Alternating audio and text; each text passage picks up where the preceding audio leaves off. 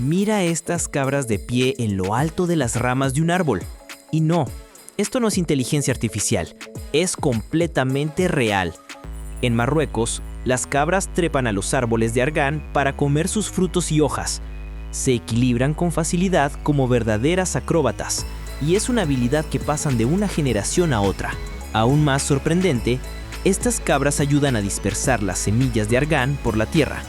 Lo que parece una escena extraña es en realidad la naturaleza funcionando en equilibrio perfecto.